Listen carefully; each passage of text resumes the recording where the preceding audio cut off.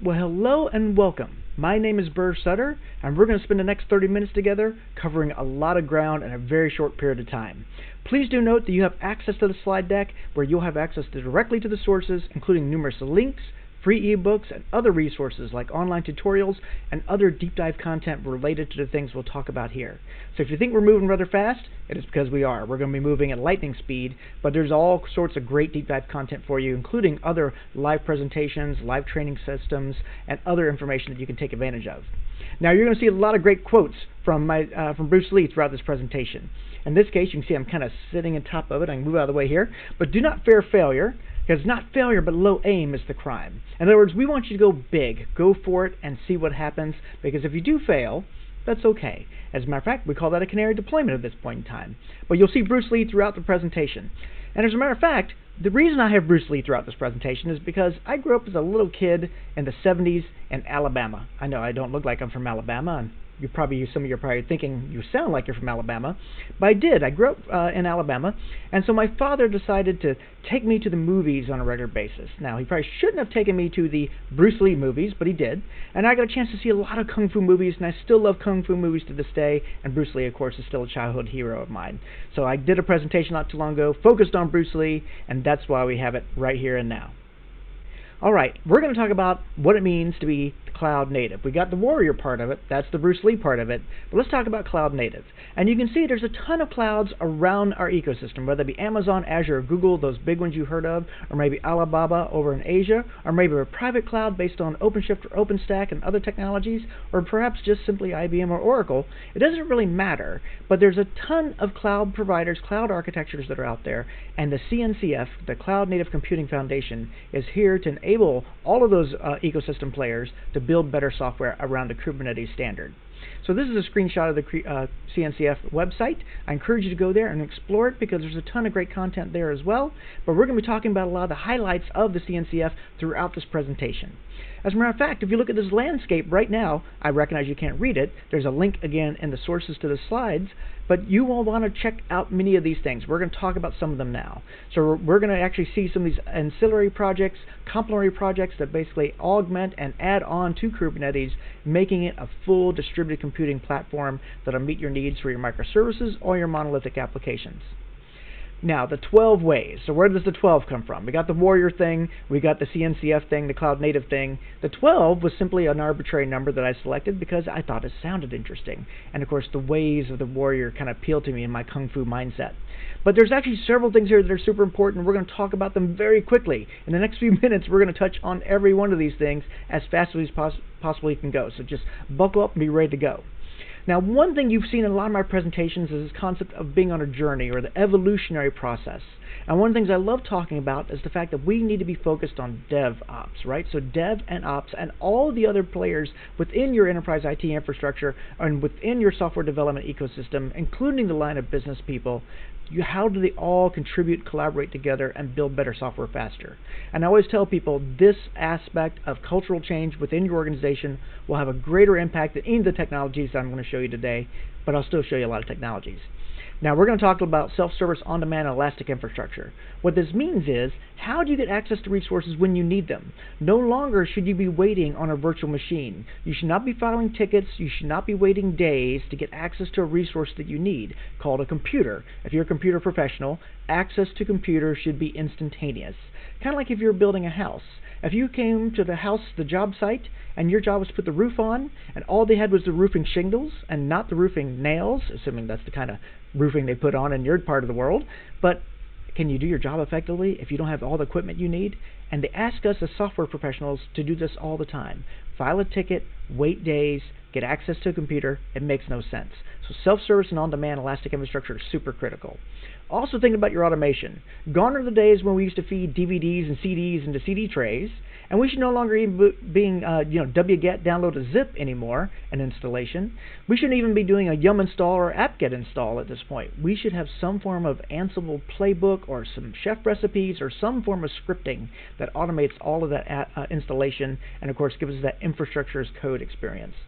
There's also CI/CD and the deployment pipeline. So how do you automate a pipeline? And we're going to actually talk a little bit about pipelines towards the end of the presentation, because that's also super critical. Can you fully automate the workflow associated with getting your application built correctly, tested correctly, and shipped correctly?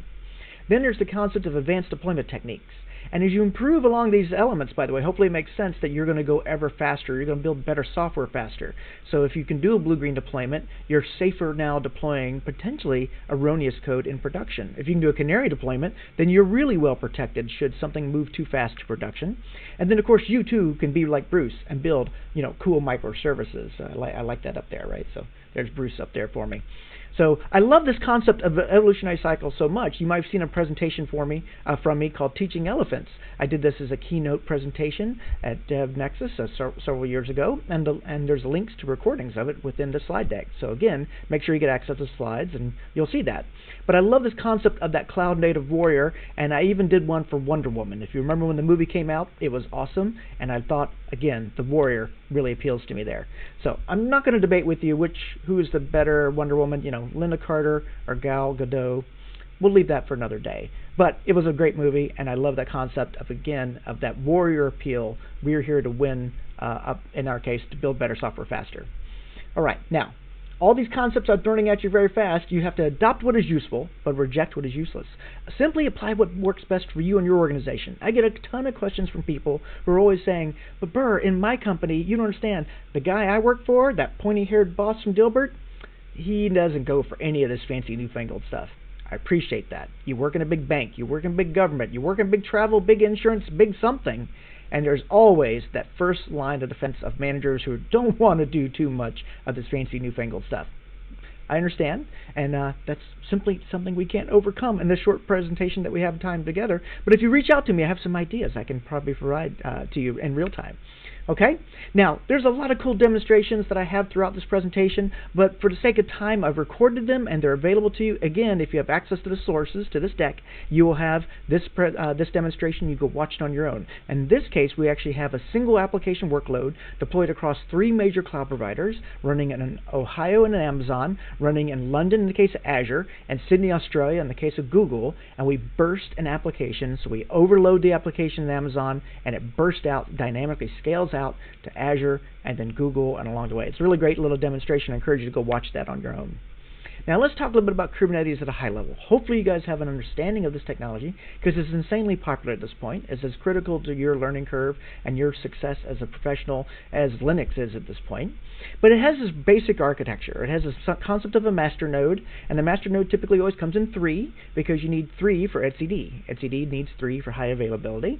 So typically you have these master nodes right here, and they have this API endpoint and that etcd database where all your create, read, update, and deletes go. So just like an API you would create as a Java developer or Node.js or Python developer, same kind of concept here, a RESTful API where you do your get, put, post, and delete, or your CRUD applications or your CRUD operations against that etcd database.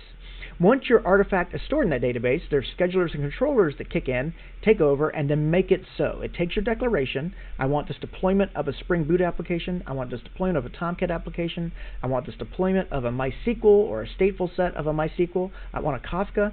Whatever your declaration is, it then makes it so across the worker nodes you see here, where I have 6 of them, communicating with that kubelet. I know I recognize it's very high level, but again, we're moving fast today. At a very high level concepts from a Kubernetes standpoint are the concept of the pod. The pod is the working unit you'll deal with the most. It is the live running component of your application. Think of this as your application server, all right, for lack of a better concept. It is the computer when it comes to your Java code. If you say, hey, what is my current environment? That information comes from the pod. What is my local host? That information comes from the pod, right? So if you look inside that pod, you'll see it as essentially a little machine, a little computer. Your JVM runs there, your Node.js V8 runs there, your C Python runs there, your app runs inside that pod. Now, you can actually have multiple containers in a pod. So a container, of course, being like that little computer, which runs your localhost 8080, let's say, for your Tomcat, or your Spring Boot application, or your Quarkus application, right? That little thing lives alongside potentially other containers. And this becomes very important as we get into more advanced concepts like service mesh, serverless, Tekton pipelines, etc. All right? So just be aware you can have multiple containers in a pod, and you'll see that in some of our demonstrations. Now, you also have the concept of a deployment and replica set.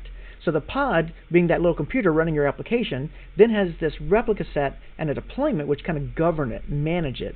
And the replica set's responsible for ensuring there's always 2 or 3 or 4, depending on what you declare, of these things running around within that overall cluster, within the overall set of worker nodes. So if you say you need 2 of them, it ensures 2 of them are always out there. Your deployment adds some additional metadata, like liveness probes and readiness probes, as well as declarations around needed memory and needed CPU, and that's a key aspect of the deployment. So these deployments and replica sets are key concepts that you'll have to work within. In other words, you deploy a deployment, and that creates a replica set, and that creates your pod. There's also the concept here of a service, and this is really where the magic sings. This is the key component of Kubernetes. The service is a front-end load balancer that wraps those pods. Well, wrap is probably the wrong term. Basically, it sits out in front of those pods, knows the pod IP addresses. It has the concept, it has the concept of understanding what pods match certain labels, and then it'll ensure that those endpoints are available from that service's perspective. All your consumers talk to the service talks to the pods. This means you can actually update any pod with a new programming language, a new container image. I want to make it Go or Python or Node.js or Java. All those things are very doable, and this is where your rolling updates occur. So this little load balancer does a full rolling update for you for free out of the box. That by itself is worth the price of admission from a Kubernetes standpoint. You also have the concept of PVs, persistent volumes. These guys are where you would store stuff to disk. So if you do have a database, or you do have a Kafka, or another stateful workload, you can also write to disk and also create some node affinity. There's also a concept of stateful sets. Lots of things you can do when it comes to building stateful workloads on top of a Kubernetes backplane. So as you can see, Kubernetes, as a cluster of these different worker nodes with the 3 managing master nodes, can do a lot of capabilities. They can do a lot of work for you. Okay? Now here's one concept that's part of those 12 ways. We have the concept of the custom resource definition. This is critical for you to get your head around. I mentioned earlier you're doing create, read, update, and delete against that API, against that etcd database. Well, a database can, of course, you can extend its schema. Think of it like that. I can always add new schema to my average database. I can add new schema or concepts, object types to the API resources, and that's what you can do here with Kubernetes. With a custom resource definition, you can say, I not only have pod and deployment and replica set and all the standard things like service, but I want to add on to that and add things like a virtual service or a Knative serving service, or perhaps I want to add in a destination rule, or even if I want to get really clever, add in a Kafka. So if I dip out of the way, you can see the Kafka right there. I can add a Kafka as a first-class citizen to my overall Kubernetes cluster, or pizza or beer or anything you want. And this concept is really what has caused an explosion in the ecosystem around Kubernetes, because now it can be extended in all these amazing ways.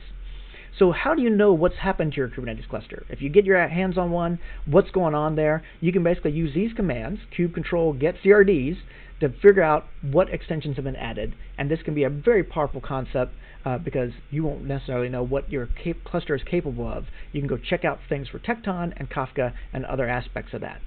Now, Kafka is based on an operator called stremz. We'll talk a bit about operators as we go, but this concept is critical to understand because this is how you extend that overall Kubernetes cluster experience, and you can get Kafka as an aspect of it. And then I have a whole demonstration recorded here where you can kind of go see what it means to get the operators installed and custom resource definitions, have those additional API resources, and simply and declaratively say, I'd like a Kafka now, and you get your 3 zookeepers, your 3 brokers, your special operator for managing Kafka topics and Kafka users. Lots of great stuff there. Now, how do you find more of these extensions to your Kubernetes? Well, you go to Operator Hub IO. And at Operator Hub IO, you have access to numerous cool extensions that you can just install and get started with right away. Now, let's talk a little bit about observability. Let's talk about metrics in particular. Observability really comes in 3 forms, right? Metrics, logs, and traces.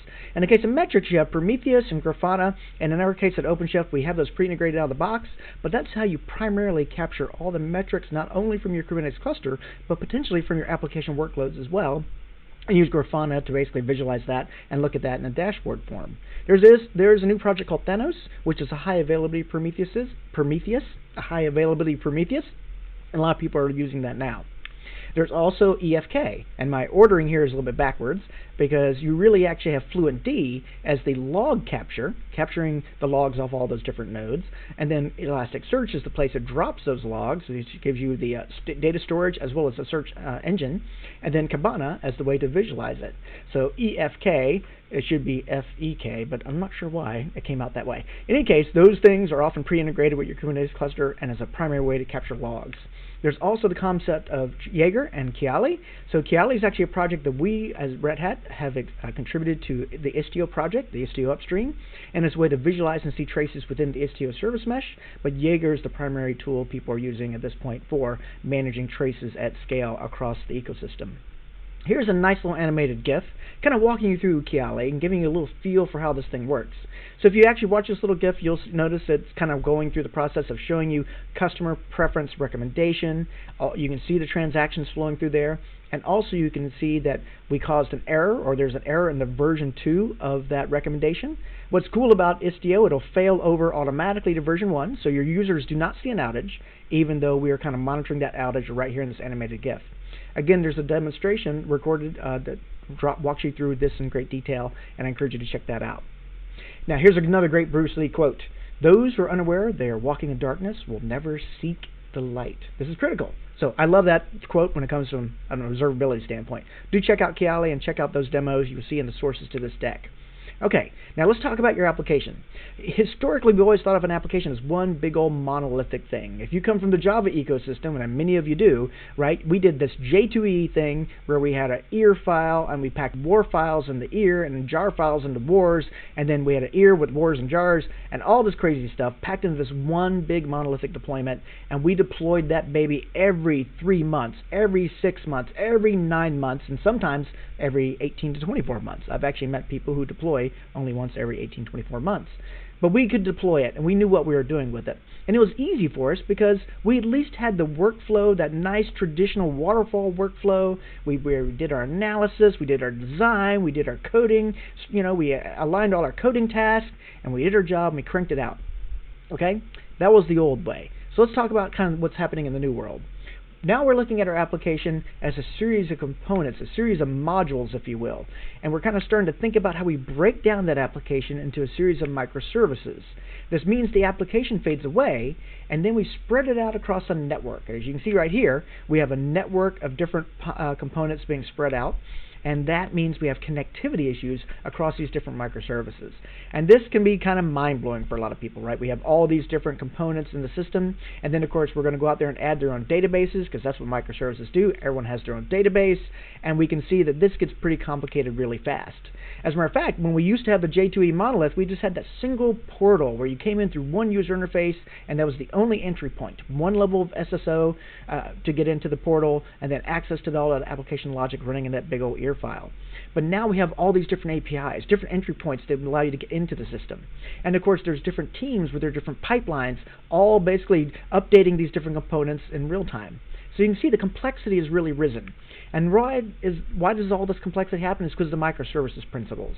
So if you're familiar with microservices and have studied the concept and read the different books and blogs on it, it's been a very popular topic for quite some time. These things are very hard to achieve.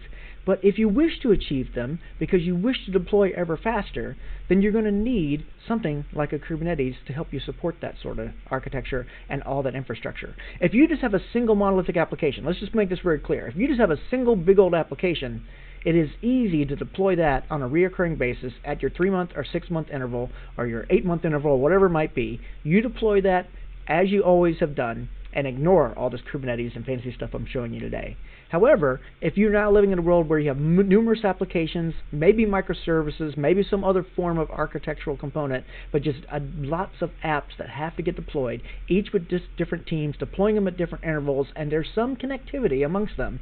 Let's say you might use Camel and integrate across multiple applications, in this case, using an old SOA, service-oriented architecture. It doesn't really matter. If you have this complexity in your infrastructure, then having something like a Kubernetes and OpenShift and a service mesh and a Knative and a Tekton, etc. might help you. So let's talk briefly about microservices and the overall abilities that you have to think about. What are the things I have to have within a great infrastructure to support my applications that are microservices based? So I need to look at discovery and invocation elasticity. In other words, I want to be able to scale easily, find these components easily. I don't have to go out there and manipulate DNS manually or figure out what, deal with Zookeeper on its own or some other discovery mechanism. And the nice thing is Kubernetes gives you that out of the box with the service construct, right? So out of the box you get a discovery mechanism, and you can invoke right through that discovery mechanism with like HTTP or connect to it through Kafka or whatever protocol that you want. And then elasticity means we can easily scale it out and scale it back. Right now it's kind of a manual process, if you will. There are autoscalers, and you will see the Knative autoscaler as we get deeper into the presentation. But this concept of being able to manage these microservices components with resiliency and having a pipeline, authentication, authorization, logging, monitoring, tracing, you can kind of see that Kubernetes and OpenShift based on Kubernetes takes care of a lot of this. But there's a few missing items here, so let's kind of dive into those. Okay? Now, the one thing to understand about microservices is that it's about distributed computing. Distributed computing simply means that there's parts that connect across a network that have to communicate. This means stuff can break. If you're familiar with distributed computing, hopefully you're familiar with the concept of the fallacies of distributed computing. The network is not reliable, the latency is never zero, the bandwidth is certainly not infinite. As a matter of fact, if you're watching this live stream right now, you're feeling the pain of the network not being reliable. It's the nature of the beast we're living in the current world. Now, here's the trick that makes this super interesting. If I have my services all distributed like this, and a single transaction has to basically make a request through a chain of these services and get a response back through that chain so I can actually give an answer to my end user, what happens if one of these components fails? And if I have a single component fail, does it create a cascading failure? And this is what we're trying to avoid, as a cascading major outage. Failure is going to happen within our architecture because that's the nature of the beast when you start distributing things across a network, right? And that might even be the end user's browser, much like the buffering of this video if you're having trouble with your internet connection right now. Because the network is not reliable, things will fail. However, can we capture that failure and recover from it easily? And that is a key aspect of what we're dealing with this new cloud-native architecture. So if you think of those 12 ways of the cloud-native warrior, this is one way to be thinking about it. And something like an Istio really helps us. Okay, you can see Istio fills in some gaps there around our microservices abilities. So Istio is a great open source project. Again, part of that ecosystem that we're living in when it comes to the Kubernetes ecosystem. There's a great demonstration of this. It's super fun. We do blue-green canary deployments, again, across multiple pieces of architecture, and I encourage you to check out that video. And again, the link is in the sources to the deck. Okay, now let's talk about sidecars. This is a very funny image, I know. I love the fact that the dog is sitting there in the sidecar. It looks really good up there. But what you see is the sidecar is a bolt-on. Now, this is normally how we think of sidecars, but here's the part that's really tricky about Istio. This sidecar, in the case of Istio, and it's known as Envoy, by the way, can actually take over the handlebars, the throttle, and the brakes. So kind of get your head around that. The sidecar can actually take over for the primary, in other words, the dog can drive. Okay? Now, in a normal microservices world, we typically embed these capabilities, right? We did Spring Boot, Spring Cloud, Netflix OSS, and that was great for Java people, right? They could have their Java-based application, add in the Eureka, the Ribbon, the Hystrix, whatever, the Jaeger, the Zipkin. All those things could be packed in to the actual application as additional jar files. But this does mean you added weight to your application, right? These additional components. Now, what we have now is this concept of the Envoy sidecar. All right, Envoy is the Istio sidecar, and because we added a sidecar container, remember a pod can have more than one container, we now have the ability to have multiple containers in that pod where all the traffic, inbound, outbound, all the HTTP traffic or gRPC traffic, etc., goes through the sidecar and then on to the JVM or Node.js or Python or whatever might be application, and that sidecar is always intercepting all that traffic. So if you look at it from this perspective, there's the concept of the data plane and the control plane. The data plane is what the user's transactions are flowing through. So that user transaction coming through HTTP will come in through, let's say, HTTP1 or HTTP2, gRPC, and it's going to go through the sidecar, that Envoy sidecar, and then in turn to the JVM. The JVM is going to respond back to the sidecar. And of course, the sidecar is constantly interpreting all this inbound, outbound traffic and determining what happens next. So this allows you to do traffic shifting. I can move traffic from point A to point B. I can put auto retries in place. One great win of Istio is that if a component fails, it automatically retries around that component to another component where it can invoke something that is working right now versus the one that's failing, as an example. And you can also put other aspects of this, like telemetry capture, and of course you can see the traces that I showed you a moment earlier. So there's just a lot of great capabilities of Istio out of the box. Now, one key question I get about Istio is, hey, if you guys are doing all this traffic management within the cluster, within these pods, and think of it within the cluster, right? What does it mean to go to the outside internet? And this little diagram here helps people understand what does that mean. So you got your Envoy, your Istio proxy, and Istio gateways, Istio proxy, or Envoy also. That's within your cluster. And as you go to leave the cluster, let's say you're leaving the cluster to go to the outside world, that's where your big IPF5 comes in, or maybe your Nginx or HA proxy, or whatever your favorite API gateway solution is, an API management solution, and then you're off to your end users. So just a basic concept so you can understand where this fits. Now, there's a great demonstration. You saw the animated GIF earlier, but in this case, we walk you through it nice and slowly, and I encourage you to check it out. Okay? Now, you must be shapeless and formless like water. In other words, you got to be incredibly flexible, incredibly mentally agile, and of course, you got to be moving very fast if you're keeping up with me at this point. But if you want to be shapeless and formless like water, you got to think about serverless. So forget microservices. Now let's talk about serverless. Now, one nice thing about what we have in the Kubernetes ecosystem is with Knative, a microservice can be serverless, unlike other solutions which require you to build functions and not whole microservices. In this case, whole microservices, whole monolithic applications could actually be serverless also. Fairly simple concept, what you see in Knative. Right, so Knative, another project that extends the key capabilities of OpenShift or Kubernetes. We refer to this as OpenShift Serverless, and it has two primary components. It used to have three. I leave it here because it used to have three when I used to teach this a long time ago. So Tekton has now replaced build. Tekton, the build part of it was so important, it became its own project on its own. But serving and eventing. So let's talk about serving and eventing briefly. So scale to 0, because if there's no pod, there's no memory, and there's no CPU quota, no CPU allocation. Now you've freed up the CPU and memory resources for other jobs to run. You got a big Hadoop job that needs to run. Knative will downscale things that aren't being used, and those other jobs can be scheduled across those same worker nodes. So no pod, no memory, no cost. Key aspect of it. So scale to 0. It'll also scale back up from 0, meaning if a burst of load comes in, it'll dynamically scale out based on that burst of load.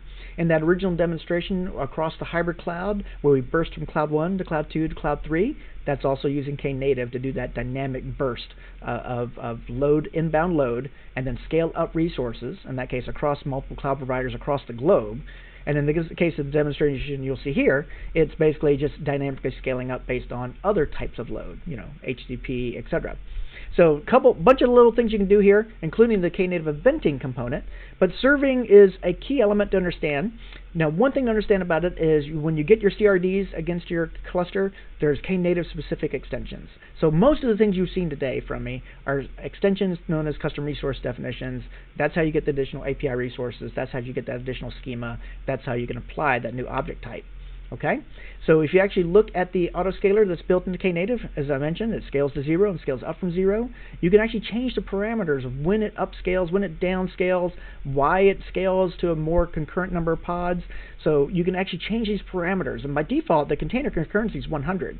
So unlike a typical function as a service where one transaction equals one container, one pod, this is 100 transactions go to one pod, because it knows if it upscales a Java-based microservice, that it can easily handle 100 concurrent requests, right? Tomcat can handle 100, it has 100 threads by default, it can handle 100 concurrent requests. So you can manipulate these numbers though, how frequently or quickly does it downscale, and what the concurrency factor is, and you do some very interesting things. Now, if you're familiar with Kubernetes as a whole, you have this concept of deployment YAML, and the deployment creates a replica set which creates your pods, and then your service sits out in front of as a load balancer. That's your typical architecture in Kubernetes.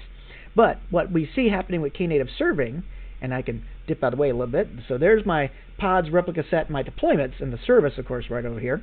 But there's what Knative serving, and it has this configuration, a route, and a revision, and it wraps that basic service, that basic deployment, that basic set of pods with these additional auto-scaling capabilities.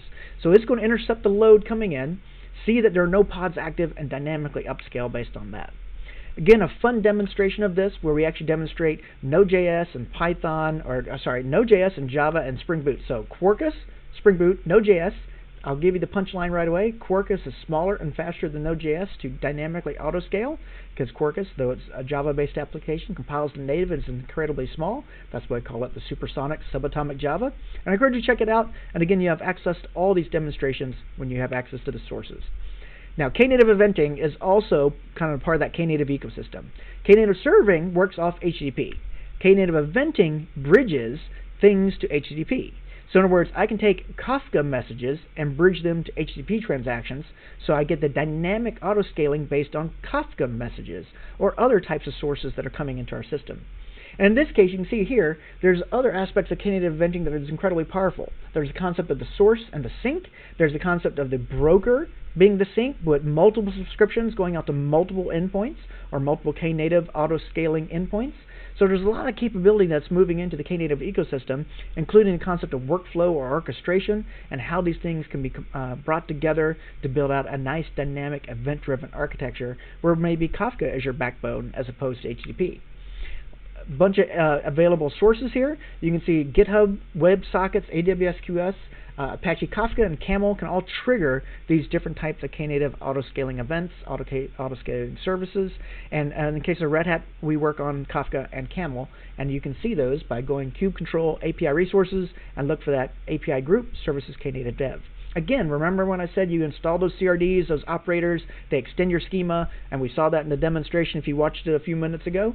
This is what we're talking about here. You can actually add things directly to the system, including like a whole Kafka broker, and then listen in on those events. Okay? Now, this is the CRDs you'll see there for eventing. You should be familiar with them, because the CRDs are how all this magic happens. There's a nice little demonstration that will show you how we not only get Kafka deployed, but more importantly, we actually hook up Knative with it, and then we dynamically burst messages into it, and you see it scale out dramatically. In this case, the screenshot shows 55 pods it's trying to scale to, or it is scaling to, but you can watch that demonstration where I recorded it, and it will be available to you at this link. All right, so as part of the sources to the deck.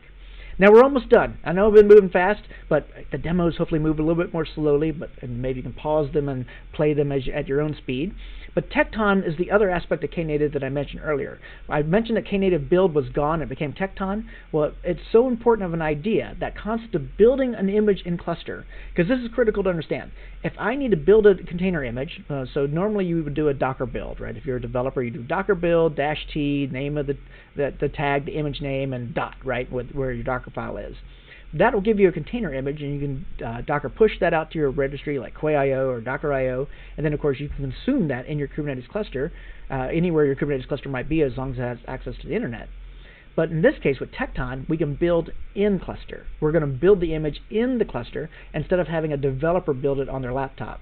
This, of course, affords us some additional security. What is that developer doing on his or her laptop, right? We don't know, right? But if we build it in cluster, we can have it more secured, more reproducible, and this is where that CI/CD engine really kicks in.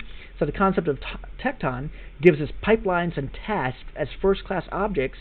So just like pods, deployments, and replica sets, just like Knative serving services and Kafka objects and beers and pizzas, now we have pipelines and tasks as objects within our system.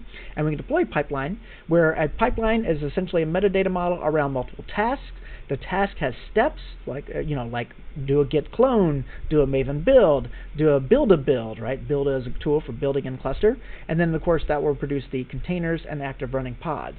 So you will see the pipeline running because you will see the different pods executing to run those tasks. And this also means your pipelines scale out nicely across your cluster. If you have more worker node capacity, you can run tons of CI jobs across the cluster where there is no Jenkins master at this point. The master is the traditional Kubernetes master and scheduler, and that's who's responsible for ensuring all these jobs run across the cluster. There's a new Tekton API. You can see right there. There's pipelines and tasks and other components to make up that capability. And then if you're familiar with OpenShift, you'll see a nice graphical console where we actually show you that pipeline running and give you a nice visualization of it. Again, there's a little bit of demonstration here of just watching a pipeline run. My recording is not very good. I'll work to improve it over time. But in the links and the resources available in this presentation are numerous aspects, tutorials, and other videos you have access to. Okay, now, Be happy but never satisfied. And my last quote here for Bruce Lee, I do love this one, because we want you always hungry. The reason you're here today is because you want to learn new things. Even though I talk too fast, move too fast, you probably picked up on a couple things. Your antenna said, that Prometheus thing, or that Kiali thing, or that Knative or Tekton or Istio thing.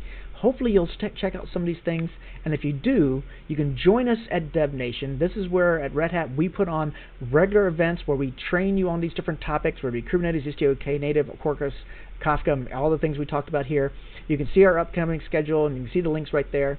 And then, of course, you can access to our tutorials. This is all open source tutorials for learning Kubernetes, learning Istio, learning Knative, learning Quarkus. All that is available to you there. And there's numerous recordings that myself and other members of the team have produced, and I've linked some there also.